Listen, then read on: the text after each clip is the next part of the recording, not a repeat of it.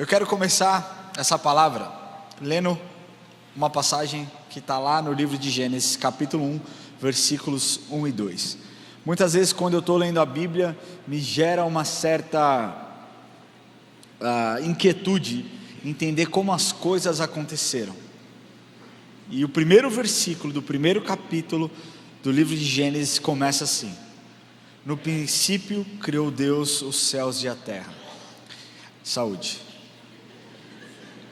No princípio criou Deus o céu. Eu voltei de férias, família. As piadas estão renovadas. Tá? Estão aqui. Vamos lá de novo? No princípio criou Deus os céus e a terra. A terra, porém, estava sem forma e vazia. Algumas versões dizem: a terra, porém, estava um caos. Eu não sei se essa é a sua versão, mas algumas versões podem dizer isso. Havia trevas sobre a face do abismo, e o Espírito de Deus pairava por sobre as águas. Toda vez que eu leio esse versículo, eu me arrepio da cabeça aos pés. Alguns estudiosos, teólogos, afirmam e atestam que esse caos se deu na queda de Lúcifer dos céus para a terra. Então a terra estava o caos porque o Lúcifer, o anjo de luz, havia sido expulso do paraíso e a terra estava então o caos. Isso nós não sabemos se de fato é isso, mas alguns teólogos apontam para isso. E por que eu começo lendo esse livro? Por que esse texto? Porque tudo começou exatamente aí. No princípio Deus criou o céu e a terra. Deus decide criar.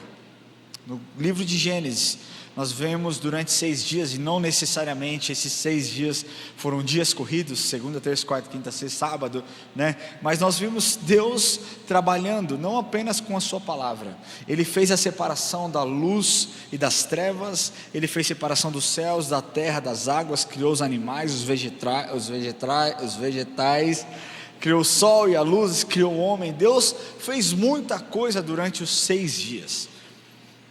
Quando nós lemos isso, e conforme nós passamos os versículos corridos, nós vemos a criação, você não fica abismado como Deus é detalhista? Quem aqui já parou para pensar como Deus é detalhista? Quem aqui já viu a formação de um feto? Como um feto se desenvolve? Alguém já teve curiosidade de ver isso? Quem é pai aqui? Eu não sei vocês quando viram o ultrassom do filho de vocês, mas eu imaginava, eu falava, não é possível que aí, nesse pequeno grão, nesse pequeno pontinho que eu estou vendo aí no útero, e o médico falava assim, você está vendo? Eu, estava vendo nada. Aqui é esse pontinho, que legal. Aí saía, a Erika, você viu alguma coisa ou não? Mas dali vai se desenvolvendo, e como nós entendemos a grandeza de Deus, como conforme o corpo vai se desenvolvendo, os organismos vão sendo formados, vão crescendo, vão tomando formas, até o ponto de o seu corpo liberar, o corpo da mulher liberar um determinado hormônio, que ela entra então em trabalho de parto, quando o seu organismo está completamente pronto para que a criança venha à vida.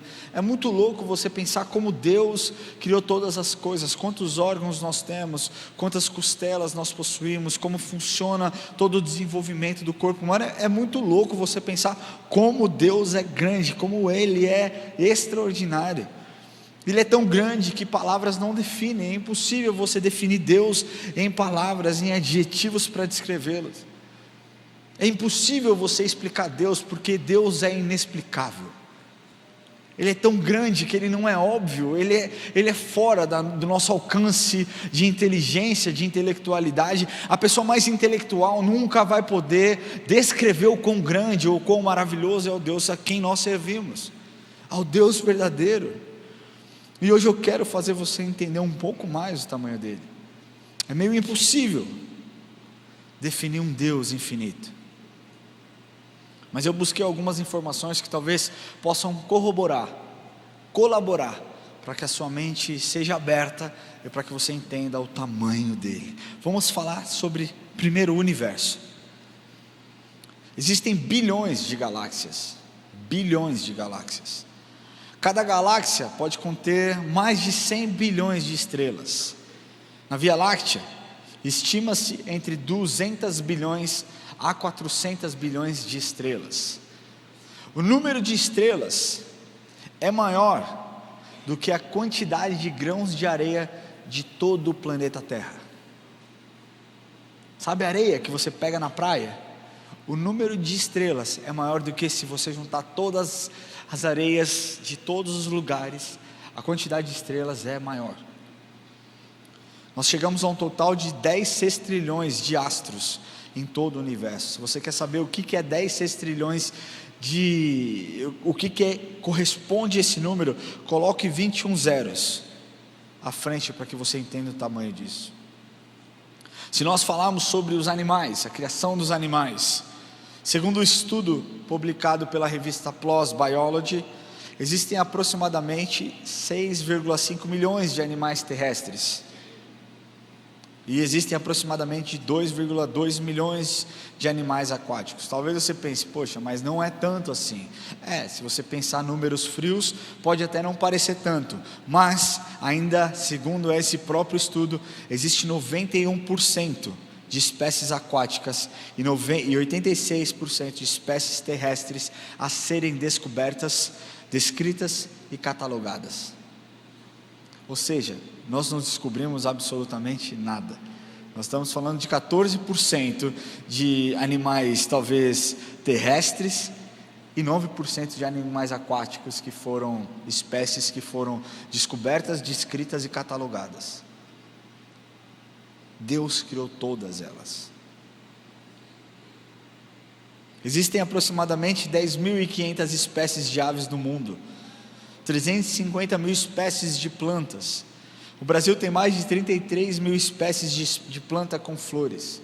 Se nós falarmos sobre água, 70% do nosso planeta é coberto por oceanos, cuja média de profundidade é de 1.000 metros. Nós estamos falando de detalhes dentro do nosso planeta, para que você entenda que é impossível você definir a grandeza de Deus. Você serve um Deus infinito, que é poderoso para fazer absolutamente qualquer coisa. Mas existe um outro versículo na passagem da Bíblia que toca o meu coração, onde mostra que tudo que Deus fez foi realizado por intermédio de Jesus. Está lá em João capítulo 1, versículos de 1 a 3. No princípio era o Verbo, e o Verbo estava com Deus, e o Verbo era Deus. Ele estava no princípio com Deus, todas as coisas foram feitas por intermédio dele, e sem ele nada do que foi feito se fez. A vida estava nele, a vida era a luz dos homens. A luz resplandece nas trevas, e as trevas não prevaleceram contra ela. Olha o tamanho do Deus que nós servimos sobre todas as coisas, inclusive sobre o caos das nossas vidas. O caos muitas vezes em que situações adversas nos colocam, situações muitas vezes que nós não desejávamos que tivessem acontecido, aconteceram, e nós estamos então dentro desse furacão, dentro dessas circunstâncias que nos machucam, que muitas vezes geram marcas e feridas profundas. Mas eu quero te falar no dia de hoje, que no meio do caos é Deus quem traz a ordem. No meio do caos é Ele quem traz a ordem. No meio das trevas é Ele quem manifesta a sua poderosa luz para nos guiar, para nos direcionar, para nos dar esperança, paz. Eu quero te falar uma coisa: não existe nenhum problema que não possa ser resolvido pelo Deus a qual nós servimos. Eu quero falar com você hoje. Eu quero trazer algumas ilustrações aqui do Deus que é sobre todas as coisas.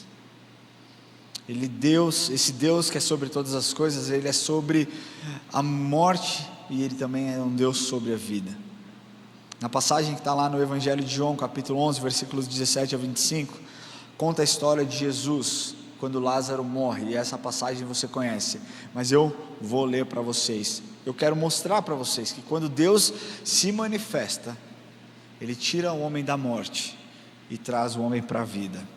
Diz lá: chegando Jesus, encontrou Lázaro já sepultado havia 4 dias. Ora, Betânia estava a cerca de 15 estádios perto de Jerusalém. Muitos dentre os judeus tinham vindo ter com Marta e Maria para as consolar a respeito do seu irmão. Marta, quando soube que vinha Jesus, saiu ao seu encontro. Maria, porém, ficou sentada em casa. Depois disso, disse, pois, Marta a Jesus: Senhor, se estiveras aqui, não teria morrido meu irmão. Mas também sei que, mesmo agora, tudo quanto pedires a Deus, Deus te concederá. Declarou-lhe Jesus: teu irmão há de ressurgir. Eu sei, replicou Marta, que ele há de ressurgir na ressurreição, no último dia. Disse-lhe Jesus: eu sou a ressurreição e a vida. Quem crê em mim, ainda que morra, viverá. O contexto dessa história conta a respeito de Lázaro. Nós não temos muitas informações sobre Lázaro. Algumas tentativas colocam esse Lázaro como Lázaro rico, como aquele jovem rico relatado lá no Evangelho de Mateus, mas isso não se sustenta, porque não existem evidências em favor dessa tese. O que nós sabemos é tudo aquilo que está relatado nessa passagem do Evangelho de João, a respeito de quem de fato Lázaro era. Lázaro era irmão de Marta e Maria, e morava na mesma casa que Simão o leproso. Alguns teólogos dizem que Simão talvez pudesse ter sido cunhado de Lázaro. Nós também não sabemos isso. O que nós de fato sabemos é que Lázaro era irmão de Marta e Maria e um bom amigo de Jesus. É isso que a Bíblia nos mostra. No versículo 35, nós vemos que Jesus chorou a morte do seu amigo, a ponto de algumas pessoas que estavam em volta olharem e comentarem umas com as outras: nossa, ele realmente amava esse amigo, ele realmente tinha algo especial com esse amigo. E nós entendemos que mesmo Jesus, sendo 100% Deus e 100% homem, entendeu a dor da morte de um amigo, a perda de alguém querido.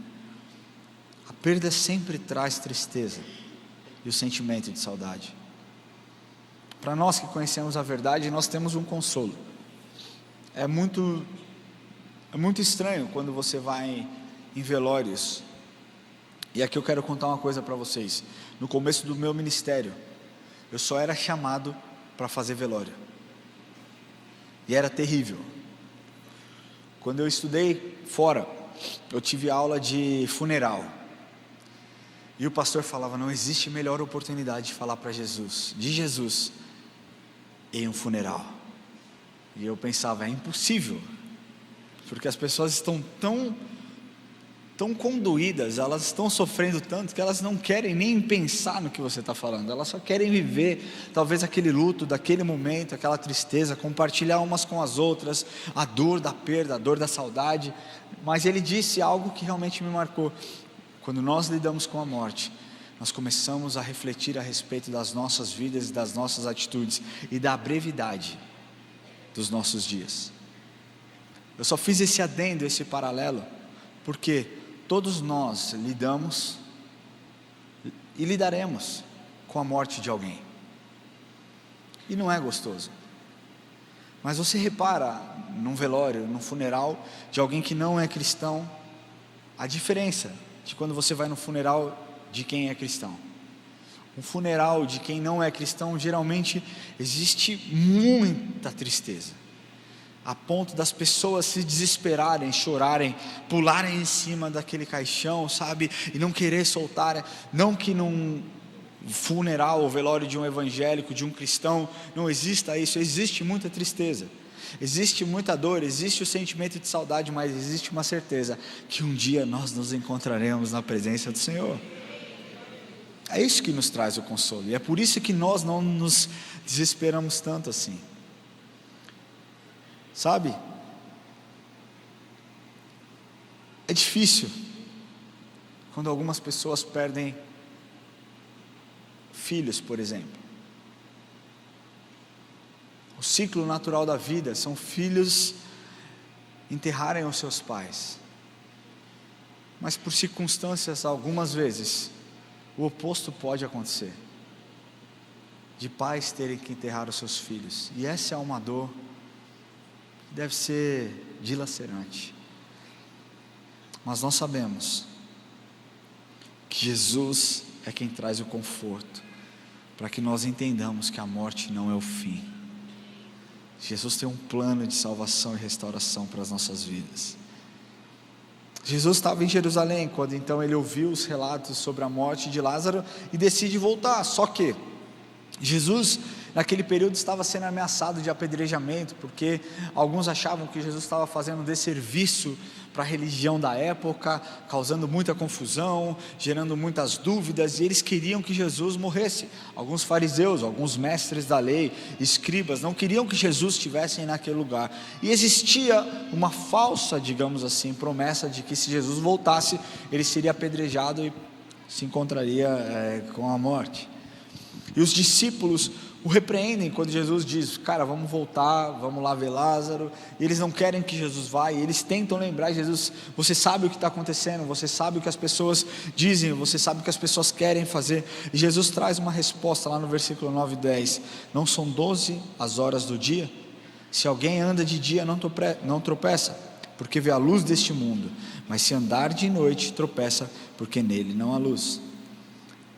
Isso é interessante nós lemos, porque é provável que quando Jesus disse essas palavras e traz essa afirmação, era logo no começo da manhã, ou seja, eles teriam o dia inteiro para caminhar, para que então eles chegassem àquela cidade e tivessem tempo suficiente para chegar até Betânia, que era onde estava Lázaro. Essa circunstância, nessa passagem que Jesus transforma em oportunidade, serve para nos dar uma lição espiritual. Eu quero falar para você que Deus nos dá determinadas oportunidades. Ele também nos dá determinados momentos, e o momento exato para que nós possamos realizar essas oportunidades. E nós devemos ter o senso de urgência. A luz vem para iluminar, livrar da morte.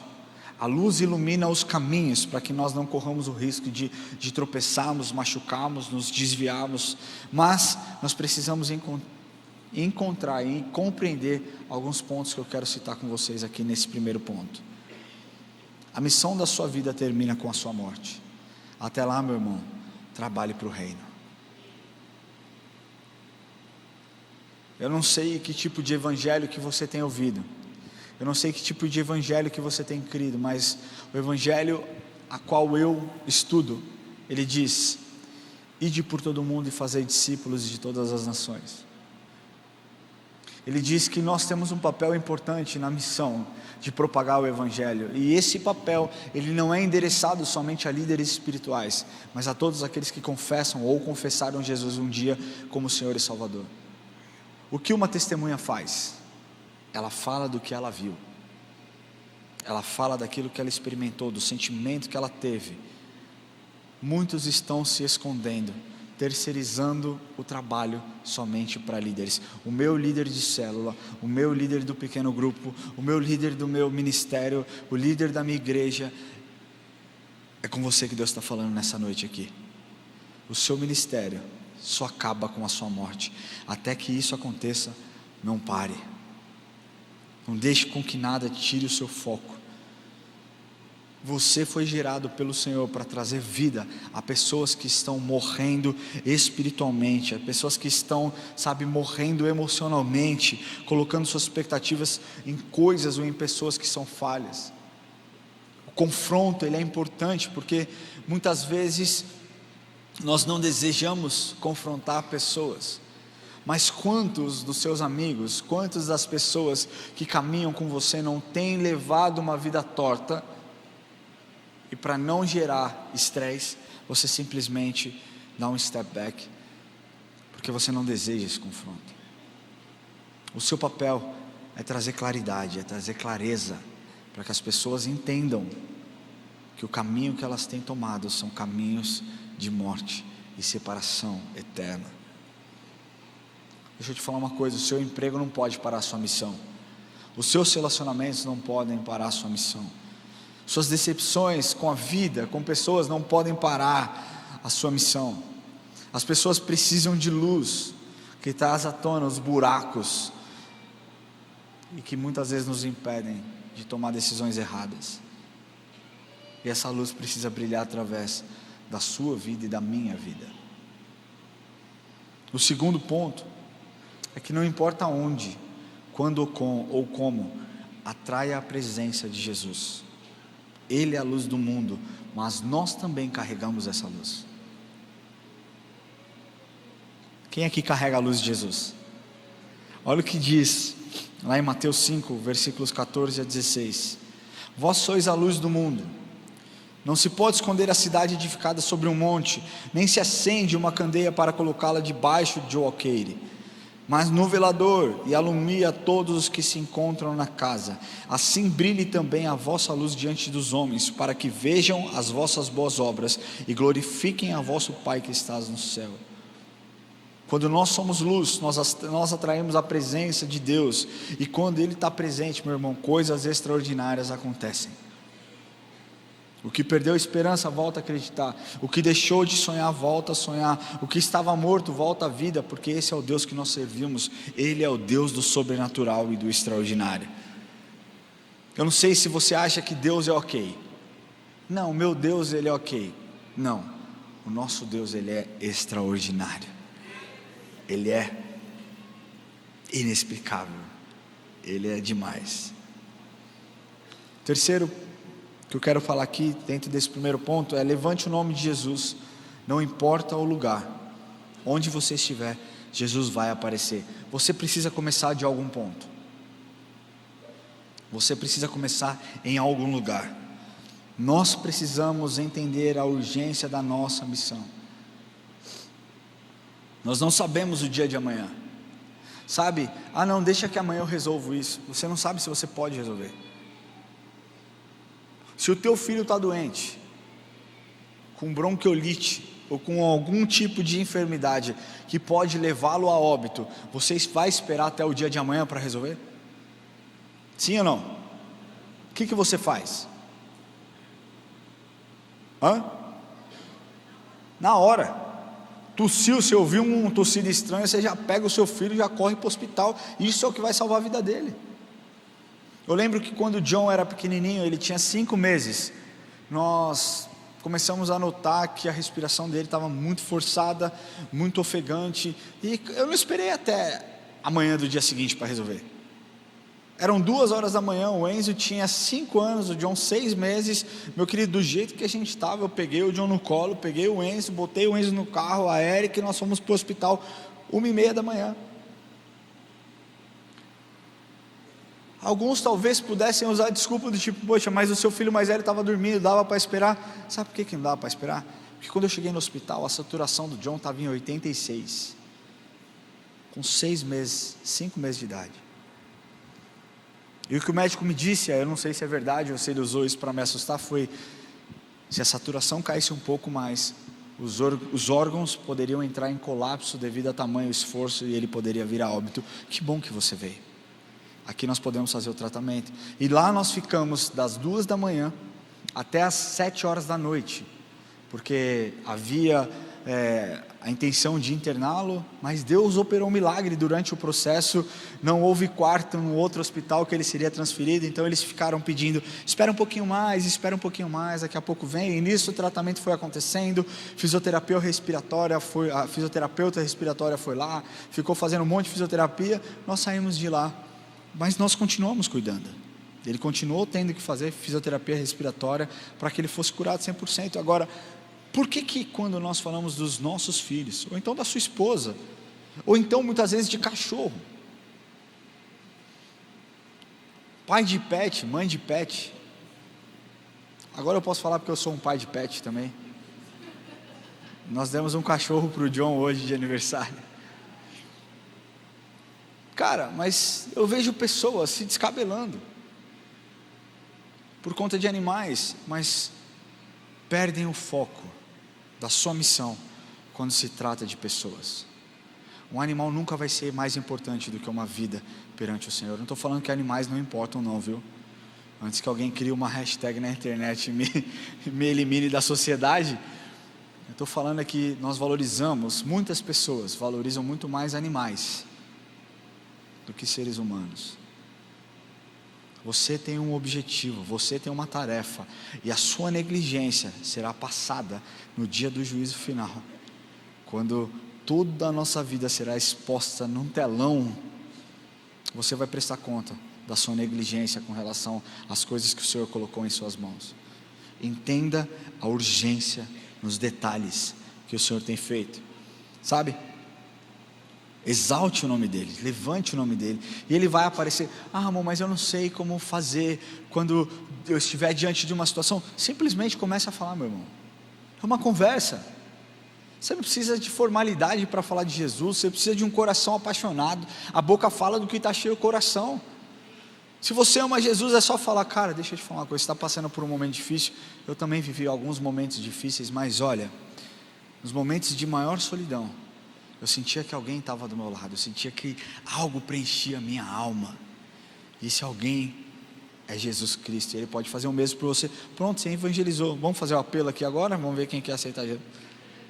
É fácil, é você falar aquilo que está dentro do seu coração. Eu vou dar um outro exemplo para você, que é só você exaltar o nome de Jesus, que Jesus aparece.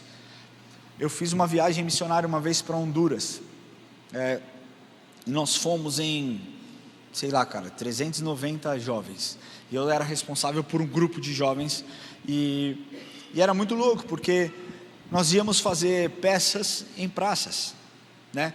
Então nós chegávamos numa praça, ou então nós íamos para uma estação de trem, para lugares movimentados, onde pessoas pudessem ouvir e serem impactadas.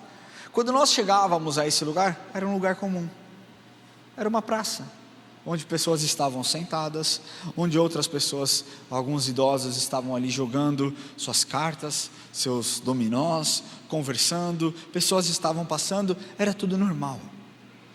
Até que nós ligávamos o som e começávamos ali a fazer a ministração, uma peça de teatro, as pessoas paravam para ver o que estava acontecendo, e assim começava o evangelismo, onde em uma semana, mais de 250 pessoas entregaram suas vidas para Jesus.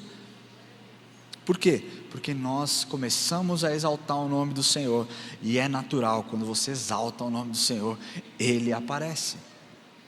Isso em qualquer lugar. Eu estava em Honduras, mas poderia ser aqui. Por que as pessoas entram nessa igreja e muitas vezes decidem entregar o seu coração para Jesus? Porque nós exaltamos o nome do Senhor nesse púlpito, para que Ele apareça, e Ele tem feito grandes coisas, e é por isso que as pessoas se entregam. Não é porque o pastor é bom, não é porque o pastor o pastor é jovem, ou então porque o Lamartine, que é um pastor famoso, não é por causa disso, porque pessoas se convertem em todos os cultos. Pessoas se convertem no culto do Lamartine, no meu culto, no culto do Tuai, no culto do To Move, em todos os cultos as pessoas estão entregando a vida, porque esse é um lugar que exalta a presença do Senhor. Amém? Pode aplaudir.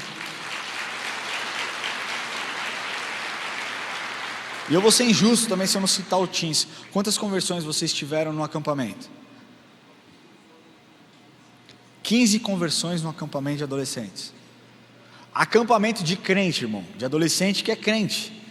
Aí leva um amigo, chama um amigo, coloca o amigo em uma situação ali talvez de desconforto, traz o amigo é ministrado, Deus é exaltado, Deus aparece, o Espírito Santo toca, porque é Ele quem convence, pessoas se entregam, é isso. Faça isso, porque Deus vai te usar de forma sobrenatural. Amém? O segundo ponto que eu quero falar que Deus move é da enfermidade para a cura. Eu já contei a minha experiência para vocês, a experiência de um menino de 11 anos, no caso eu, que fui diagnosticado com meningite, e fiquei por alguns dias na UTI, desenganado pelos médicos. Deus operou um milagre na minha vida, mas eu já vi Deus operando milagre em outras vidas também. E a Bíblia, ela é cheia de testemunhos de pessoas que foram tocadas, curadas e impactadas pela manifestação de cura que Jesus estendeu sobre a vida dessas pessoas. É lógico, eu tenho as minhas favoritas, as minhas histórias favoritas dentro desse contexto, mas uma em especial é a que chama a minha atenção, que é a mulher do fluxo de sangue. Porque diz assim, lá em Marcos capítulo 5, 24 a 34, grande multidão o seguia. Você já ouviu essa mensagem, muitas vezes até mesmo de mim aqui, mas eu quero reler para vocês. Grande multidão seguia comprimindo. Aconteceu que certa mulher que havia 12 anos vinha sofrendo de uma hemorragia, e muito padecera à mão de vários médicos, tendo despendido tudo quanto possuía, sem contudo nada aproveitar, antes, pelo contrário, indo a pior, tendo ouvido a fama de Jesus, vindo por trás dele, por entre a multidão, tocou-lhe as vestes, porque dizia: se eu apenas lhe tocar as vestes, ficarei curada. Isso é fé, cara, isso é fé. E logo se lhe estancou a hemorragia, e sentiu no seu corpo estar curada do seu flagelo. Jesus, reconhecendo imediatamente que dele saíra poder, virando-se do meio da multidão, perguntou: quem me tocou as vestes? Responderam-lhe seus discípulos: vês que a multidão te aperta e diz: quem me tocou? Ele, porém, olhava ao redor para ver quem fizera isso. Então a mulher, atemorizada e tremendo, conscia do que nela se operava, ou seja, ela tinha consciência de que ela havia sido curada, veio, prostrou-se diante dele e declarou-lhe toda a verdade. E ele lhe disse: filha, a tua fé te salvou, vai-te em paz e fica livre do seu mal. Por que essa palavra me chama muita atenção? Porque essa mulher, ela vivia 3 níveis de enfermidade, que é muito comum nos dias de hoje. Ela tinha uma enfermidade física, relatada aqui, uma enfermidade, uma hemorragia há 12 anos, sangrando, e quando aquela pessoa, as mulheres da época, ficavam no seu período, ou então tinham certas doenças, e as pessoas doentes eram afastadas da sociedade, sem poder ter convívio com ninguém, e ali eles ficaram durante um tempo. Só que essa mulher, ela não ficou alguns meses, ela não ficou alguns dias durante o seu período menstrual, não, ela tinha uma hemorragia, por 12 anos, ficou afastada. E a Bíblia relata que ela gastou tudo o que ela tinha, que ela recorreu a todos os médicos, ou então a todos aqueles que poderiam dar um diagnóstico e ajudá-la a receber a cura possível, e ela só piorava. Então existia a cura física, existia uma doença física, perdão, existia também uma doença emocional. Por quê? Porque uma vez que você fica, nós seres humanos somos seres relacionais, nós somos criados para ter relacionamento e para estar com pessoas. Aquela mulher, ela estava 12 anos isolada, talvez só convivendo com pessoas que tinham enfermidades. Você já ficou do lado de uma pessoa pessimista? Sim ou não? O que você se torna? Pessimista. Você já ficou do lado de uma pessoa alegre? O que você se torna?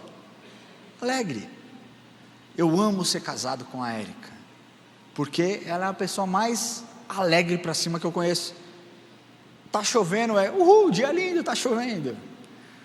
Tá frio, ela, uhul, que maravilhoso, tá frio. Sabe, tá calor, nossa, que maravilha, tá calor. Cara, não tem tempo ruim. Isso faz o quê? Faz com que eu me sinta animado para vibrar junto com ela nisso. Parece bobo, mas para mim que tenho a tendência a ser mais pessimista, é maravilhoso. Porque seria trágico se eu tivesse casado com uma pessoa pessimista também. Seria horrível. Mas é isso, essa mulher estava 12 anos se relacionando só com pessoas com enfermidades também. Então tudo aquilo que ela se alimentava era de desesperança. Talvez ela tenha visto pessoas morrendo ao seu lado, ela foi perdendo a sua fé, foi perdendo, até que ela ouviu a fama de alguém, a fama de um homem chamado Jesus, que estava operando e fazendo sinais, prodígios e maravilhas no meio do povo de Israel. E ela disse: se eu apenas lhe tocar as vestes, eu ficarei curada. Ela tinha certeza que se ela tocasse no Senhor, ela ficaria curada. E aí vem a terceira cura que ela recebe, a cura espiritual. Porque quando nós lemos Jesus dizendo para ela: filha, a tua fé te salvou, esse salvou vem de sozo, e não é somente um salvou da sua dor física, da sua angústia emocional, mas salvou a sua alma do inferno. E é isso que Jesus faz quando Ele entra numa enfermidade. Ele entra para te elevar para um outro nível de relacionamento, para que você entenda que Ele é Senhor sobre todas as coisas. Agora, eu quero trazer alguns dados para vocês, porque segundo o IBGE, 40% da população brasileira sofre com algum tipo de doença crônica. Hipertensão, diabetes ou colesterol. Os crentes precisam falar mais sobre saúde do corpo. É necessário que se fale mais sobre a importância de praticar exercício, ter uma vida e uma alimentação regrada, saudável, para que você viva mais. O que adianta você ter o Espírito Santo dentro de você? Não é o que adianta, entenda bem o que eu quero dizer. Talvez o Espírito Santo esteja te revelando coisas lindas e profundas, mas se você não tiver saúde para entregar a mensagem, de que adianta? Posso te dar uma dica, meu irmão? Fazer exercício não é gostoso.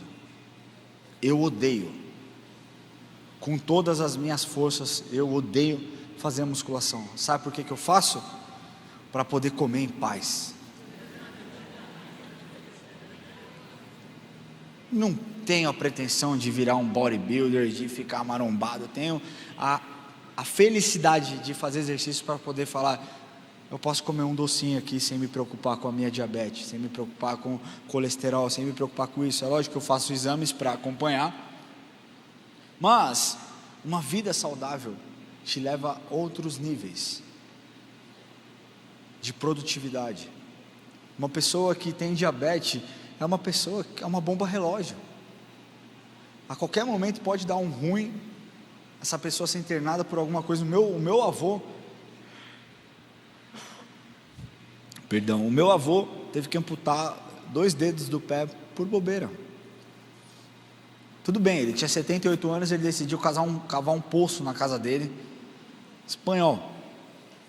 E aí numa dessas dá uma enxadada, ele deu uma enxadada no pé, fez um corte, inflamou, ele tinha diabetes, teve que amputar os 2 dedos. Eu não estou aqui falando para que você fique aterrorizado, mas para te mostrar que essa é a realidade de 40% da população brasileira. Isso não pode ser considerado normal. O câncer é a segunda maior causa de morte no mundo. No ano de 2018, 10 milhões de pessoas morreram de câncer. No ano de 2024, 9,6 pessoas morreram de câncer.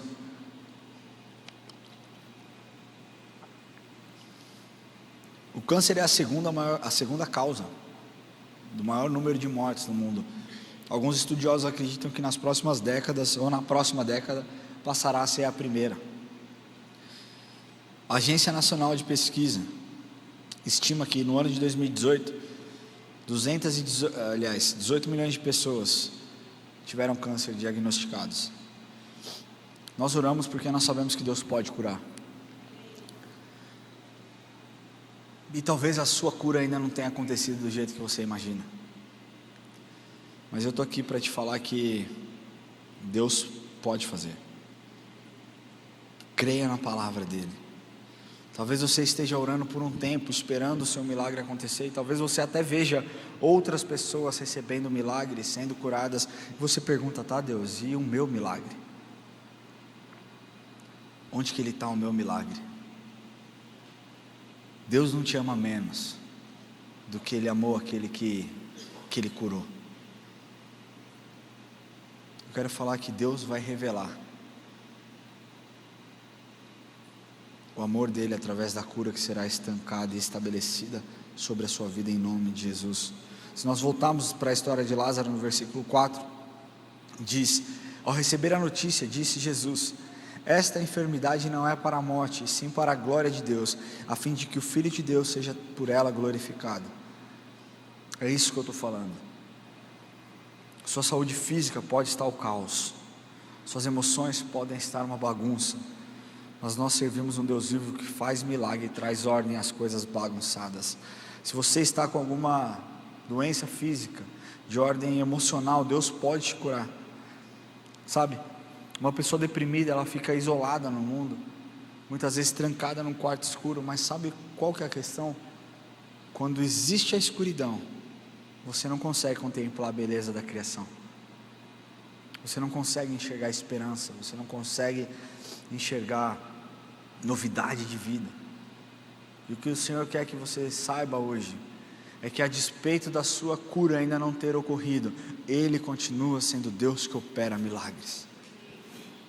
Mesmo que você tenha orado e você tenha recebido profecias de pessoas dizendo: você vai ser curado da sua doença, e essa doença ainda não foi 100% tirada da sua vida, não duvide do poder do Senhor,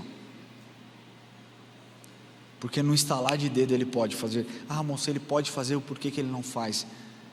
Eu não sei, mas eu sei que a palavra de Deus diz que todas as coisas cooperam para o bem daqueles que amam a Deus. Eu tenho uma pessoa aqui na igreja que está lutando com câncer, e eu tenho tentado me aproximar, tenho tentado perguntar, e o otimismo dessa pessoa muitas vezes me constrange, porque cara, não, eu vou passar por isso, vai dar tudo certo, vai estar tudo bem, e eu creio que Deus vai fazer, eu creio que Deus vai honrar a fé desse homem. Mas Deus tem métodos, Deus tem períodos, Deus tem o tempo determinado para todas as coisas. E uma das coisas que Ele me disse eu era um homem completamente ansioso, eu era um homem completamente independente, eu era um homem que me achava bom demais, até eu ter esse problema e perceber que eu preciso do Senhor, mais do que qualquer coisa. Ramon, isso me aproximou do Senhor de um jeito. Eu estou tão próximo de Jesus agora, eu estou tão próximo de Deus, e no momento de dor, Deus se revelou a mim, e Ele está comigo, e eu sei que vai ficar tudo bem. Eu digo para Ele: amém, cara, eu creio nisso, eu oro: Senhor, honre a fé desse homem. O que eu quero te falar aqui, se você está vivendo isso, a minha oração é para que o Senhor também honre a sua fé nessa noite, para que você saiba que, a despeito de todas as adversidades, Ele continua sendo bom, Ele continua sendo Deus. E o terceiro e último ponto que eu quero falar, o Deus sobre todas as coisas, é que Ele te tira do pecado e te traz para o arrependimento. Nós sabemos que o pecado nos afasta da presença de Deus, e esse pecado nos tira do propósito, e muitas vezes nos faz perder o foco. O pecado, para aqueles que são sérios, para aqueles que seguem a Jesus, não existe prazer no pecado, existe talvez um prazer momentâneo, imediato, e quando tudo passa, existe aquele peso que te joga para baixo e faz você se sentir a pior pessoa do mundo. Isso é o que o Espírito Santo gera em nós, e quando nós temos isso, nós entendemos que nós precisamos do Senhor para que Ele nos purifique, nos perdoe de todo pecado e injustiça. A palavra do Senhor diz que aquele que confessa seus pecados e as suas transgressões alcança a misericórdia. Agora, uma coisa, não é engraçado como Deus define alguns personagens bíblicos com características que nós não enxergamos? Sim ou não? Na verdade, hoje nós até enxergamos, porque nós temos a revelação completa, mas eu penso na época de Moisés. Deus falando que Moisés era um homem manso. Pensa você naquela época, ouvindo essa história: não, Moisés é um homem manso, eu escolhi ele. Fala: cara, como manso? Peraí, deixa eu te lembrar o que Moisés fez há um pouco tempo atrás. Ele matou um homem.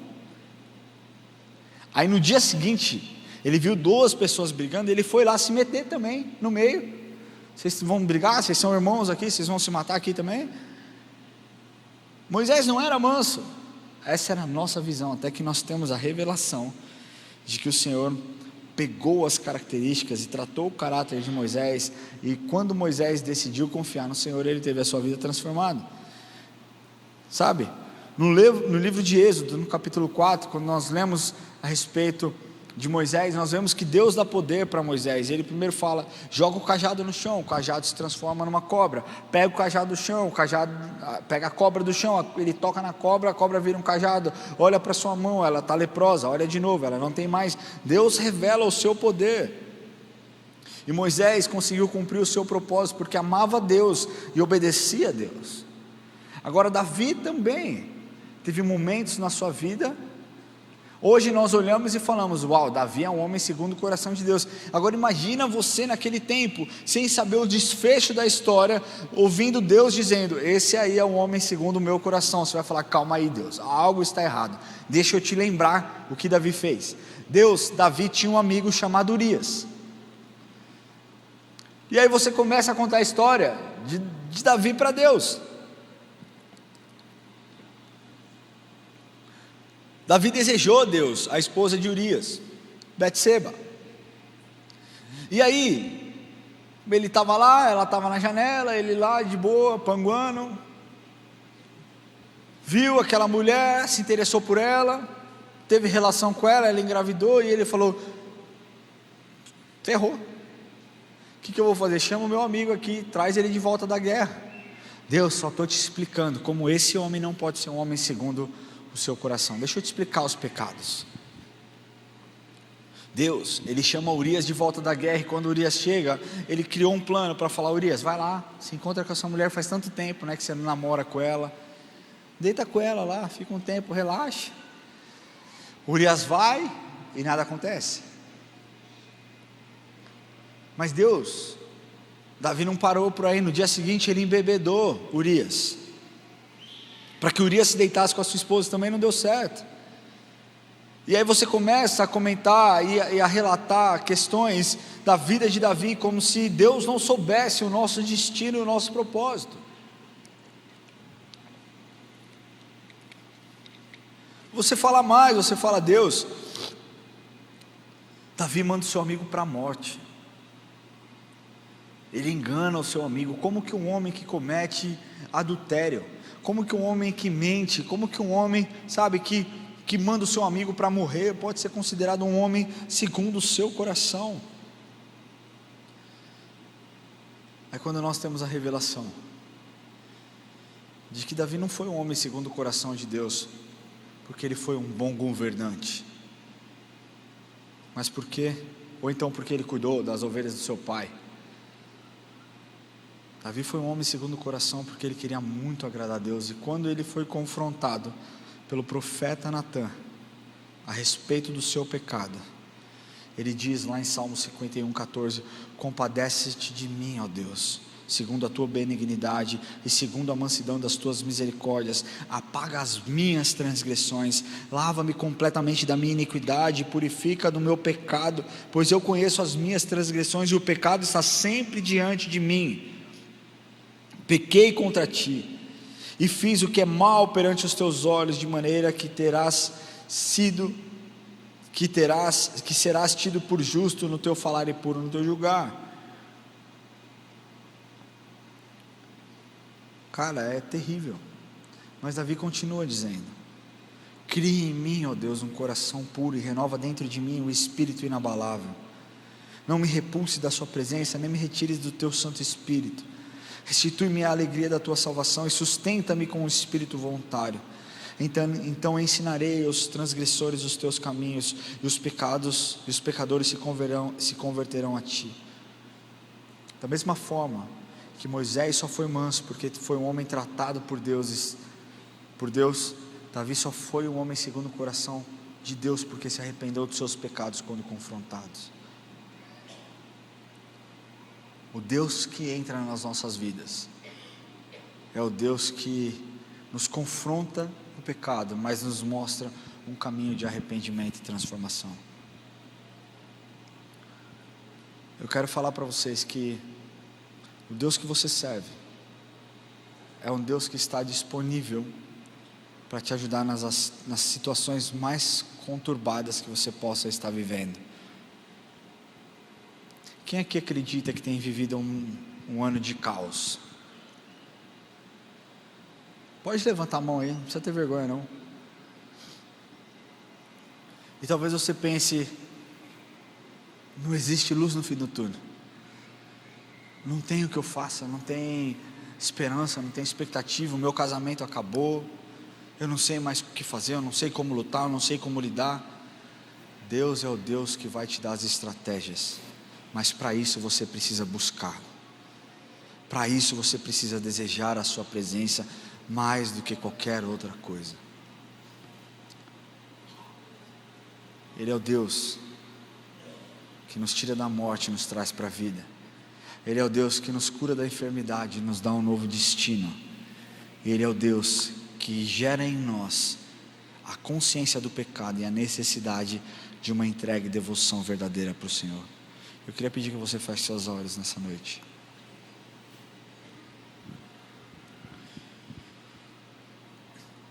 Eu quero falar em primeiro lugar com você que entrou aqui hoje pela primeira vez e nunca fez uma oração de entrega para o Senhor.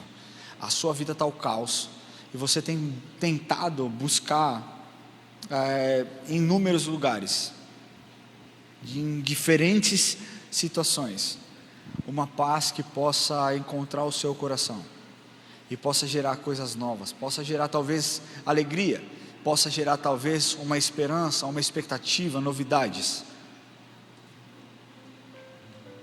Eu quero te falar que você pode procurar a sua vida inteira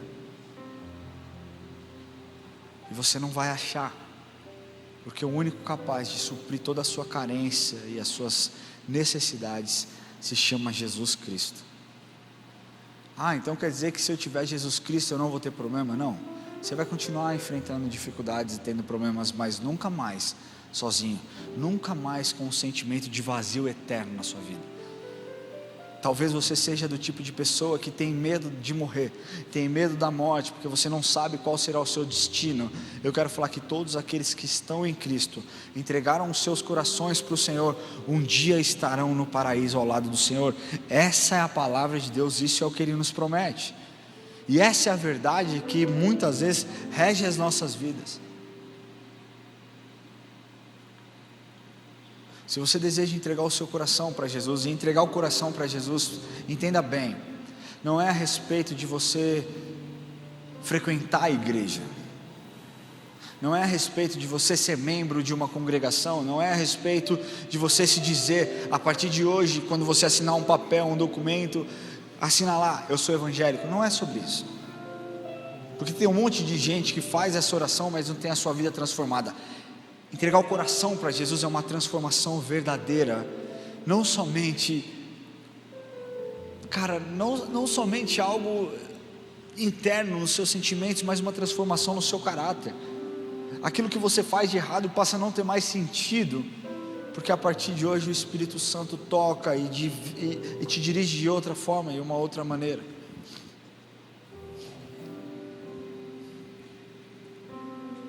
Mas nem todos são salvos, e infelizmente nem todos serão salvos, por mais que a mensagem esteja disponível para todos. Somente aqueles que aceitarem a verdade do Evangelho terão seus nomes escritos no livro da vida. Essa é uma verdade nua e crua para você. Mas eu sempre aprendi, Ramon, que todos os caminhos levam a Deus. Não caia nessa, não entre nesse discurso, porque essa é a mentira. Hoje de manhã o Lamartine pregou a respeito, Jesus dizendo: eu sou o caminho, a verdade e a vida, e ninguém vem ao Pai senão por mim. Existe um jeito de você estar na presença de Deus um dia, através de Jesus, confessando Jesus como seu Senhor e Salvador. E com a igreja de olhos fechados, eu quero dar oportunidade para você que entrou aqui hoje, nessa noite, de entregar o seu coração para Jesus. Quando você entrega o seu coração, não é que você vai sentir um arrepio, não é que você vai chegar na sua casa e os seus boletos estarão pagos, o seu casamento vai estar voando. São questões progressivas, são direcionamentos que você receberá do Espírito Santo. Eu fiz essa decisão há quase 20 anos atrás, e foi a melhor decisão da minha vida. Acreditar que existia um Deus infinito, que olhou lá da eternidade e escolheu a minha vida para algo muito especial. Se você me perguntasse: Ramon, quando você se converteu, você se imaginou que estaria em cima de um púlpito pregando o Evangelho? Nunca imaginei, nunca desejei. Mas Deus tem os seus métodos e os seus jeitos. E aqui estou eu, apaixonado por Jesus, para falar que Jesus te ama o tanto quanto Ele me amou, para me resgatar do meio do lixo e me trazer para para falar para você, nessa noite, que você é importante para Ele. Se você deseja dizer para Jesus: sim, Jesus, eu aceito o Senhor na minha vida, eu quero pedir que você levante a sua mão onde você estiver, e eu quero orar com você. Existe alguém que deseja falar: Jesus, eu te aceito no meu coração, eu quero aceitar o Senhor na minha vida, eu quero que o Senhor me dê um futuro brilhante ao seu lado no paraíso, mas ainda em terra eu preciso da sua ajuda, Espírito Santo. Ainda em vida eu preciso que o Espírito Santo direcione os meus passos. Se essa pessoa é você, levante a sua mão em nome de Jesus, e eu quero orar com você. Não tenha medo, não tenha vergonha. Essa é uma oração simples. Glória a Deus pela sua vida. Existe mais alguém que deseja fazer essa oração? Não tenha receio de se expor, meu querido. Glória a Deus pela sua vida aí atrás. Eu quero pedir que você que levantou a sua mão, que você saia do seu lugar e venha aqui à frente, por favor, eu quero orar com você. Mas eu não me sinto tão confortável de tomar essa decisão. Eu não posso te obrigar, e nem o Espírito vai te obrigar. Mas uma coisa eu posso te atestar. Se você perguntar para o Diego qual a melhor decisão que ele um dia tomou na vida dele, ele vai falar que foi aceitar Jesus. Se você perguntar para o Felipe qual foi a melhor decisão que ele tomou na vida dele, ele vai te falar que foi entregar o coração para Jesus. Se você perguntar para qualquer um que verdadeiramente teve a sua vida transformada por Jesus, todos vão falar: entregar minha vida para o Senhor foi o que mudou a minha história. Você tem uma oportunidade única hoje. E única por quê, Ramon? Porque eu não sei o dia de amanhã. Está falando que eu vou morrer amanhã? Não sei. Não deixe para amanhã o que você pode decidir hoje. Jesus quer o seu coração hoje. Então, mais uma vez e a última vez, se você deseja entregar o seu coração, saia do seu lugar agora. Se você não tem coragem, peça para a pessoa que você veio, que te acompanhou, para te trazer aqui à frente. Nós vamos fazer essa oração juntos, em nome de Jesus, amém? Existe mais alguém?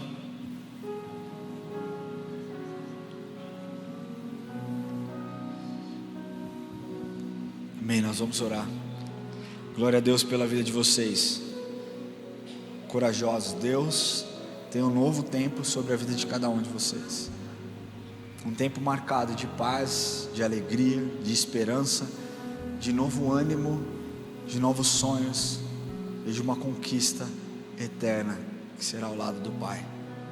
Quero pedir que você coloque a mão no seu coração e que você repita comigo essa oração.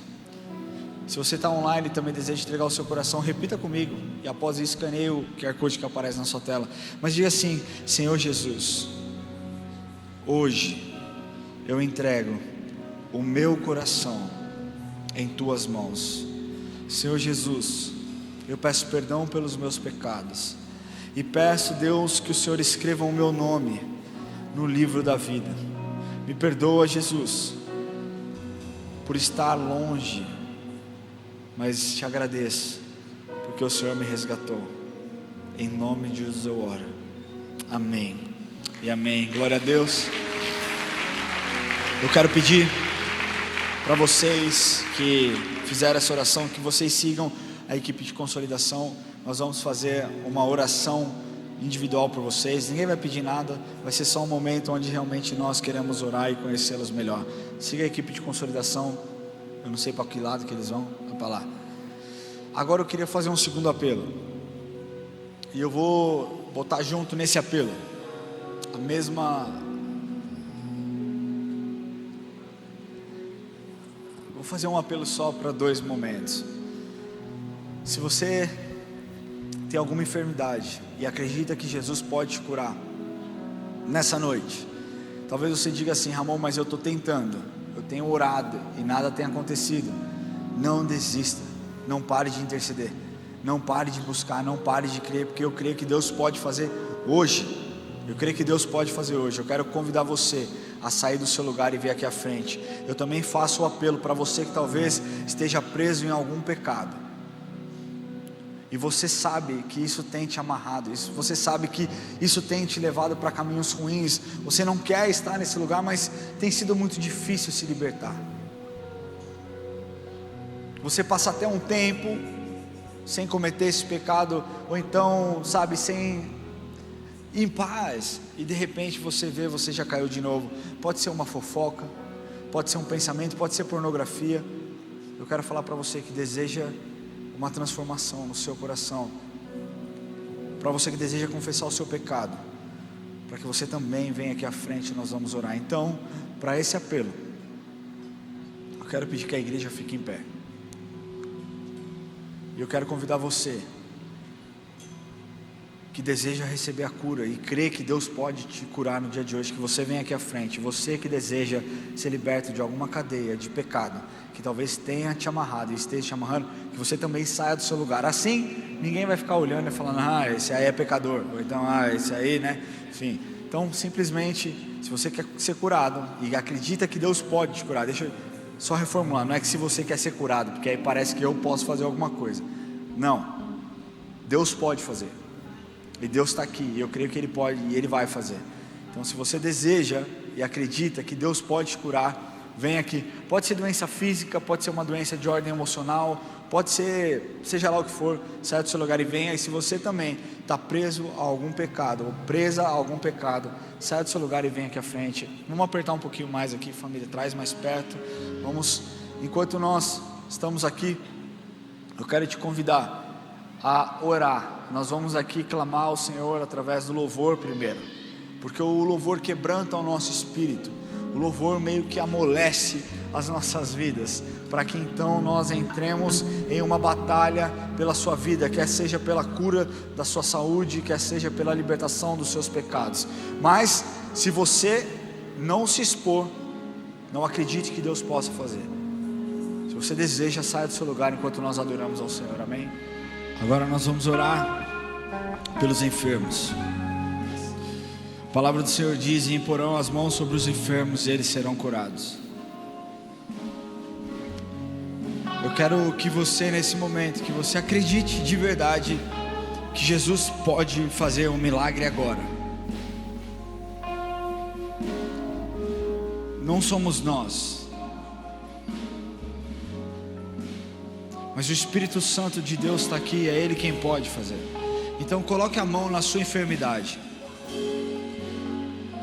onde quer que seja a sua enfermidade. Talvez seja uma simples enxaqueca, talvez seja uma gripe, ou coisas mais profundas, um câncer, uma doença no sangue, uma doença, sabe, em algum lugar que para a medicina é muito difícil, um diagnóstico talvez que você tenha recebido nessa semana, que tenha abalado a sua fé.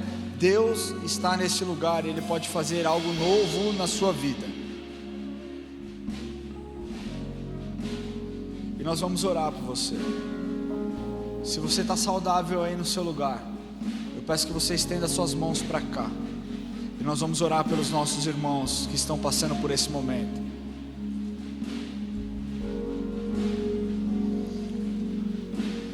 Creia que Deus pode fazer. Senhor, em nome de Jesus, nós oramos agora, Pai, clamando a Tua presença, Espírito Santo.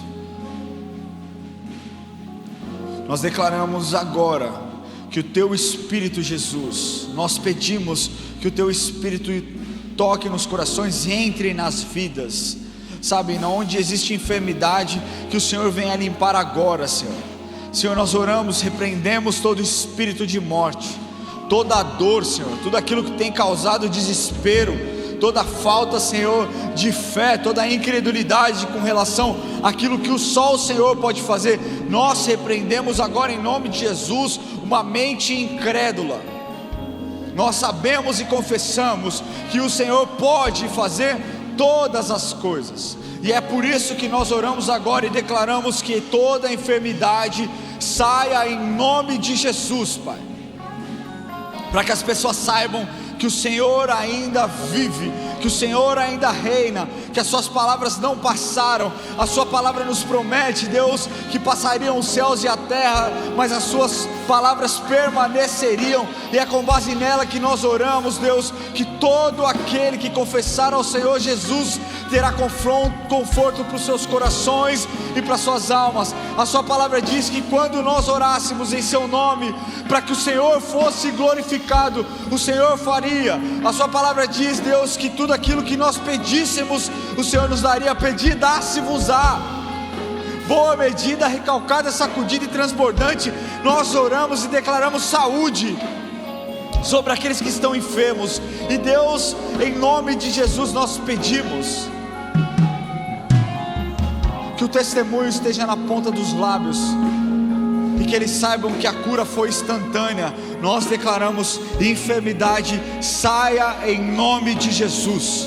Saia toda a dor, saia toda a inflamação, saia toda a infecção, saia toda célula cancerígena, todo glaucoma, toda surdez, toda cegueira, Senhor, toda, Senhor, enxaqueca, toda dor na lombar, nas costas, nos joelhos, artrite, artrose, nós repreendemos em nome de Jesus e pedimos: Espírito Santo, venha limpar o coração, a vida, os órgãos de cada um dos teus filhos nessa noite, em nome de Jesus. Não é no meu nome, não é no meu poder, não é para que esse ministério se torne famoso, mas é para que todos saibam que o Senhor é Deus, que o Senhor vive, que o Senhor reina e que o Senhor continua operando milagres. Faz de novo, Senhor. Cura, Senhor. Cura, Senhor. Vida, Senhor. Cura, Senhor, em nome de Jesus, os teus filhos e as tuas filhas nessa noite.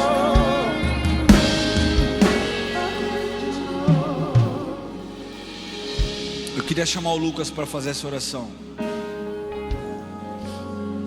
E essa segunda oração nós vamos falar a respeito de uma quebra de cadeias que muitas vezes tem te impedido de viver uma vida profunda e íntima com o Senhor. Se você deseja, Deus pode, eu creio que Ele quer, que você rompa uma barreira no dia de hoje, para que você viva uma vida de intimidade e a revelação completa de quem Ele é. Eu queria pedir que o Lucas nos conduzisse nessa oração. Ora, Deus, se puder levantar suas mãos, meu irmão, e eu peço para você que ora no Espírito, comece agora a orar em línguas no seu lugar. Nós estamos falando de cadeias que serão quebradas não na força do braço, não no entendimento, mas é através do poder do Espírito de Deus.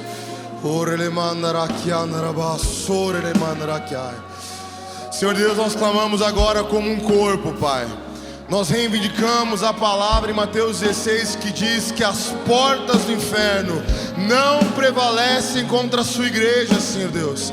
Por isso a sua igreja de mãos levantadas, nós pedimos agora que o Senhor venha com o seu poder, com o impacto da sua glória sobre este lugar, Deus. Nós declaramos que nós não somos escravos do medo, mas nós somos teus filhos por adoção, Senhor Deus. E agora nós clamamos, Pai, para que a liberdade do Espírito reine neste salão, Senhor Deus. Nós ordenamos agora para que cadeias se rompam em nome de Jesus. Pecados antigos, Senhor Deus, pecados cultivados por anos, hoje nós denunciamos e declaramos que nós queremos ao Senhor. Nós somos livres para o Senhor.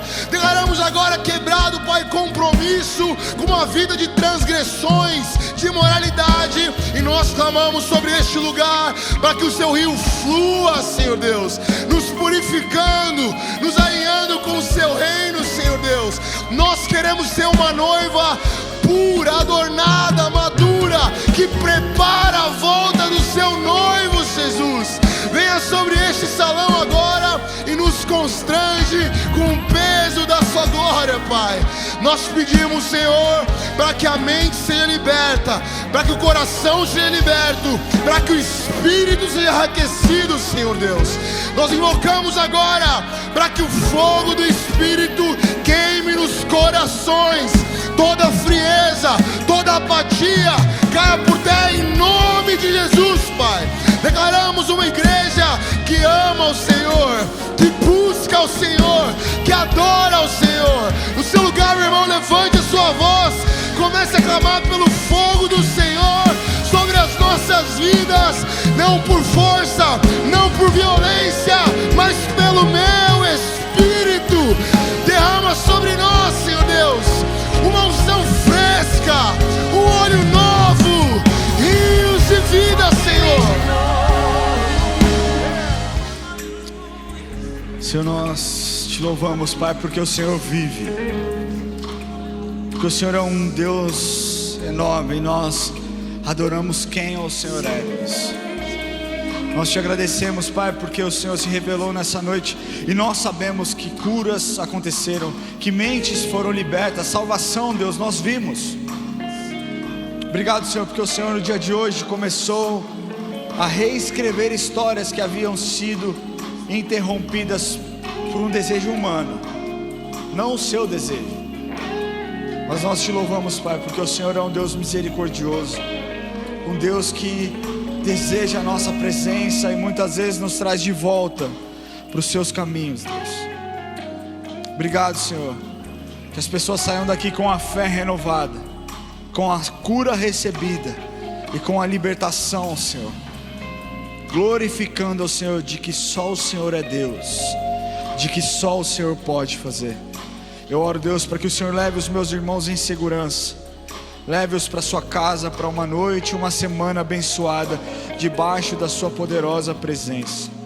Obrigado, Senhor, e nós oramos, Pai nosso que estás no céu, santificado seja o teu nome, venha a nós o teu reino, seja feita a tua vontade, assim na terra como nos céus. O pão nosso de cada dia nos dai hoje, e perdoa as nossas dívidas, assim como nós perdoamos aos nossos devedores, e não nos deixes cair em tentação, mas livra-nos do mal, pois teu é o reino, o poder e a glória para sempre. Amém. Que Deus te abençoe e que você tenha uma semana abençoada em nome de Jesus.